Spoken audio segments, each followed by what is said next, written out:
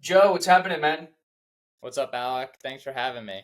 Yeah, welcome to the Playbook podcast. So you are the CEO and co-founder of Smearcase. Can you get into how you guys are dealing protein? Yeah, that's right. So, about 2 years ago now, July of 2023, I was training for my very first marathon, was craving ice cream after a hot summer run, and I was quickly reminded that ice cream is just terrible for you, right? High in sugar, high in fat, high in calories, very little protein, tons of ingredients that have no business being in ice cream. Sure. So it just made me question, why isn't there a truly healthier ice cream option out there? One that's high in protein, one that's low in fat, one that doesn't have as many calories, and one that has a very minimal ingredient list. Because in reality, you don't really need a ton to make ice cream. Sure. So I started making this myself and started to incorporate it into my training. I would run, I would have ice cream after my run, and I typically run in the morning, so I was having ice cream for breakfast. And then I started sharing it with friends. They loved it. And, next thing you know, uh, learned that there's nobody out there doing a high protein ice cream and nobody out there doing a cottage cheese ice cream. So I just saw a hole in the market. And that's what gave us the confidence to really go for it. Yeah, and I'm sure you get a lot of questions about the name. Can you get into like just what's a quick spiel on the name Smearcase? Yeah, Smearcase has been a curiosity catcher, but it's really derived from a German phrase, Schmierkäse. Okay. And when the Dutch came over to America and they settled in Pennsylvania, the Pennsylvania Dutch started to use Smearcase uh, as a term for cottage cheese. So Ah, during my research, I just found this term and this phrase super interesting, super eye catching. It was very bold. It was punchy. It was in your face. It was memorable, sure. and that's it. Just stuck, right? Yeah. And yeah, so the brand name is Smearcase, but we call our product Froco. Froco, very cool. And what was like the deciding factor on choosing cottage cheese as like, the protein source? Yeah, so I was eating a lot of cottage cheese at the time during my marathon training, Okay. and for me, it was just sort of a healthy dessert option, right? I would put some honey, some blueberries in it, mix it up, Mhm. eat it before bed. Cottage cheese has casein protein in it, which is slower releasing protein than whey. Right. Okay. So it really helps your body recover, and it's important to take casein protein before bed because sleep is so important, and that's when your body recovers. So it's important to nourish your body with with that casein protein Sure. prior to 8 hours, because then you really maximize your recovery. And how did you guys decide on what flavors to launch with? That's a great question. So we really see our product as highly functional. It's an ice cream, yeah, it's a dessert, but we really wanted to create something that you can have at any moment of the day. A Sure. lot of our customers, myself including, I'm putting this ice cream into my coffee, smoothies. Sometimes I'll just take a spoonful midday. So uh, we wanted to create flavors that had a place during breakfast, lunch, and dinner. So our Mocha Joe you can have for breakfast, our peanut butter you can have for lunch, and then vanilla you can have post dinner for dessert. Yeah. Yeah. And furthermore, like we know that the fitness community loves peanut butter. It's a household flavor in gyms, and then every ice cream company needs a good vanilla.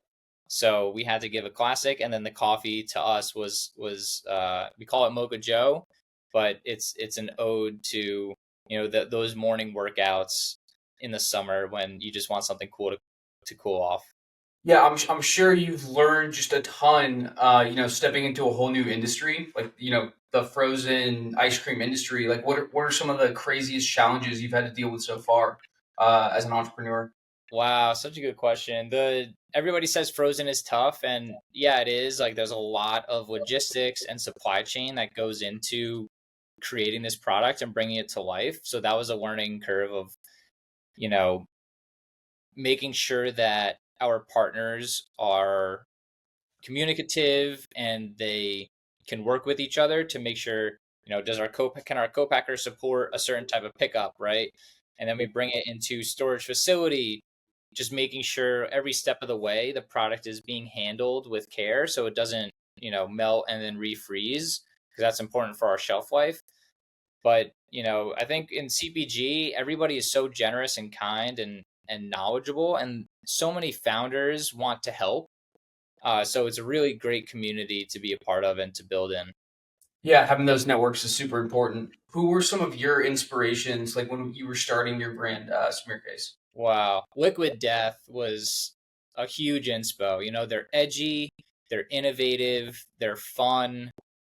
They took something, that everybody uses every single day, water, and they rebranded it to make it like, wow, what is this, right?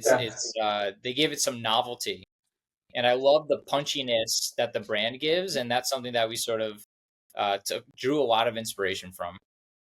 yeah, I love that answer. I saw one of his, the founder's LinkedIn post, and it was like a customer service from ticket from like 5 years ago, and it was like, Yes, this is the dumbest idea I've ever heard. You guys will never fucking make it. And then like, now they want to do like a flavor inspired by this, random guy. Love yeah, these kind of stories, right? yeah, and we get a lot of that too. Sometimes we get a lot of hate on our name, on the fact that it's cottage cheese, but I think it's if you can poke fun at it, then it gives more personality to the brand. For sure, man. Let them hate.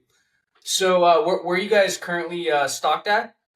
So right now we are in Whole Foods in the tri-state area. We're in Sprouts down in Florida. Hell In yeah. New York City, you can get us on DoorDash or GoPuff. You can take a look at our store website to see where we're listed. And then the best place to find us also is Instacart. And that's a great way to learn which stores we're in as well. Yeah, yep, for sure. And then I know you recently did a Hyrox. Talk to me about your first Hyrox experience. Yeah, Hyrox was an incredible event. It's the perfect duration. It's the perfect amount of uh, it's a perfect length, the duration, the workouts, the running. Like, to me, it was a lot of fun to train for. I've trained for a handful of marathons, and it's a grueling training cycle. It takes a lot of the body.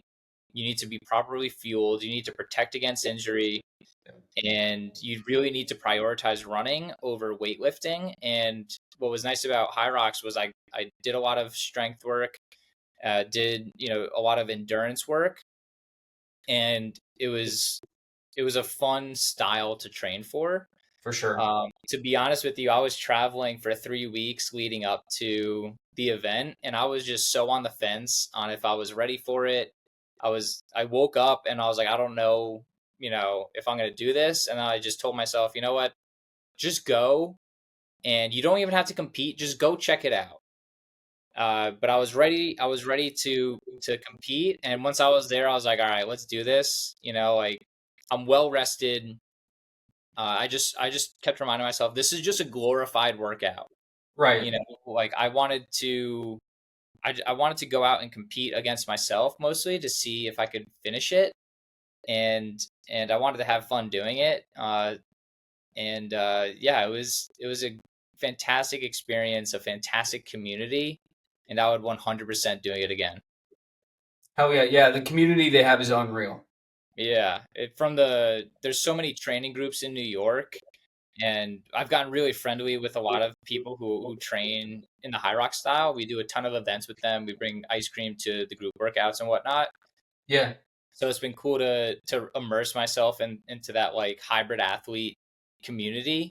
Yep. To outsiders, it's a bit hardcore, but I think once you're in it, it's like, wow, this is a really diverse way to train, and it's super functional as well, right? You have endurance, you have strength, you have a little bit of speed, and I think it's what's so attractive about Hyrox is that there's so much going on about health and longevity and vitality, and it's really one of the first fitness events that I've come across that really, you train for longevity, durability, and it's yeah, it's just a great lifestyle to live. Yeah, it's definitely a new sport that's here to stay for sure. Yeah. Cool. Well, now we're entering my favorite part of the podcast, which is our flow stack.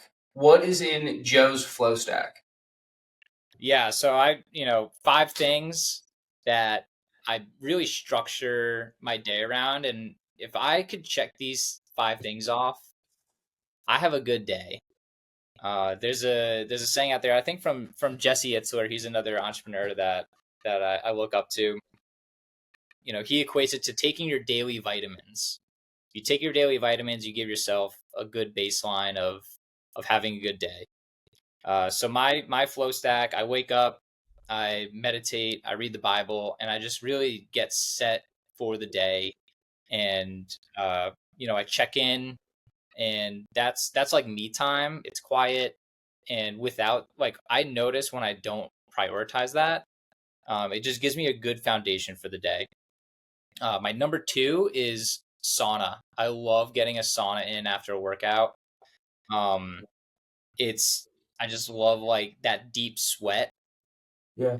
My third is I take Heart and Soil liver pills Ooh, yeah. from Paul Saladino, and though I've tried all the supplements, I've tried all the stacks, and this one just seems the most natural. Yeah. And it looks like actual food. I feel good on it. It's easy on my stomach. Yep. Um, and I've like boiled it down to like these are my supplements now for just like men's health and just overall vitality. Yeah. My fourth is I always take magnesium before bed. Okay. Take a What couple do you pills of magnesium. recommend? Any geez, I fluctuate between like Nutricost or my supplement or bulk supplement on Amazon. Okay. And then my number five, like my go-to short are 10,000 shorts. Like I Oh, wear hell yeah. those all freaking day. Um yeah, if I'm wearing shorts, they're typically 10,000, whether it's, running errands, getting a workout in, or just hanging out around the house. They're Yeah. just great shorts. I love like short shorts. They're just comfortable. Keep the engines cool. So yeah, that's my flow stack, and it just keeps me locked in and gets me ready, and it helps me just like show up as my best self, which is always the goal. 100%. And then where's Smearcase fall into that? Just kind of all the time, just sprinkled out throughout the day. Smearcase is yeah, I've been really into putting vanilla in like a blueberry mango smoothie in the morning. Okay. Yum. I typically take a pint and just like I microwave it for like 10 seconds, get it soft, and I just dump the entire pint in my Vitamix with some blueberries, mangoes, and sometimes like just some extra milk or some water, and just blend it up, and it hits a spot. It keeps me satiated um, until about like lunchtime, and feel good. I feel light. I get some fiber. I get some protein, and I get some carbs, and yeah, and I'm ready to go. Sweet man. What do the next 5 years look like for Smearcase? Wow, we're charging ahead, and our goal is to become a household national brand, which we're on our way to becoming. And yeah, we want to just make a super functional, healthy yet indulgent ice cream that tastes good. It's got to taste good. So we're going to come out with new flavors. There's some other product extensions that we've thought of, but our goal is, to hit the nation and, you know, develop this Froco category, frozen cottage cheese. We want to be the market leaders and really set the standard for what Froco is. So I'm really excited to see other brands come to the space and really help us define like what does protein ice cream look like, and just, you know, of course it's a dessert, but there's always place for healthy indulgence, and our goal is to just help people live happier, healthier lives. So that's what we're going to be doing for the next 5 years. Oh yeah, yeah. I mean, you guys are changing the game. When it comes to human health, finding those alternatives to still enjoy food, but make it healthy. Yeah, that's right, Alec. We're out here dealing protein, and we're going to keep doing it. Cool, man. Well, yeah, I'll have to have you on in a few years when you guys are nationwide and continuing to dominate.